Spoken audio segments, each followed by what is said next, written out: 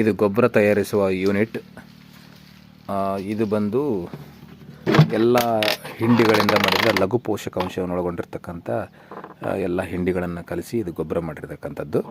ಅದೇ ರೀತಿ ಇದು ಮಾಸದ ಗೊಬ್ಬರ, ಮಾಸದಿಂದ ತಯಾರು ಮಾಡಿರ್ತಕ್ಕಂಥದ್ದು. ಇದರಲ್ಲಿ ಮಜ್ಜಿಗೆ ಮತ್ತು ಗೋಮೂತ್ರ, ಬೆಲ್ಲ ಮತ್ತು ಮಾಸವನ್ನು ಹಾಕಿ ಕಳೆ ಹಾಕಿದಾಗ ಈ ಥರ ಒಂದು ಗೊಬ್ಬರ ತಯಾರಾಗುತ್ತೆ. ಸೊ ಅದೇ ರೀತಿ ಇದು ಕಲ್ಕಿ ಕಲ್ಚರ್ ಅಂತಂದು, ಇದು ಹೊಸದಾಗಿ ಬಂದಿರತಕ್ಕಂಥ ಕಲ್ಕಿ ಕಲ್ಚರ್ ಅದ್ಭುತವಾಗಿ ಒಂದು ಎಲೆ ದೊಡ್ಡದಾಗಿ ಒಳ್ಳೆ ಇಳುವರಿ ಕೊಡ್ತಕ್ಕಂಥ ಕೆಲಸ ಇದು ಕಲ್ಕಿ ಕಲ್ಚರ್ ಮಾಡುತ್ತೆ. ನಂತರ ಇದು ಗೋಕೃಪಾಮೃತ ಜಲ ಅಂತಂದು ತಯಾರು ಮಾಡಿದ್ದೀವಿ. ಆಲ್ರೆಡಿ ಕೊಟ್ಟಿದ್ದೀನಿ, ಸ್ವಲ್ಪ ಕಡಿಮೆ ಆಗಿದೆ. ಇದು ಗೋಕೃಪಾಮೃತ ಜಲ ಅಂತಂದು ನಿಮ್ಗೆ ಆಲ್ರೆಡಿ ತಿಳಿದಿರೋ ಹಾಗೆ ತುಂಬ ಅದ್ಭುತ ರಿಸಲ್ಟ್ ಇದೆ.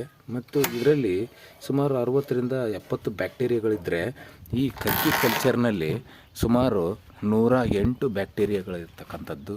ತುಂಬ ಅದ್ಭುತವಾಗಿ ಕೆಲಸ ಮಾಡ್ತಕ್ಕಂಥದ್ದು ಈ ಕಲ್ಕಿ ಕಲ್ಚರ್ ಅಂತಂದು.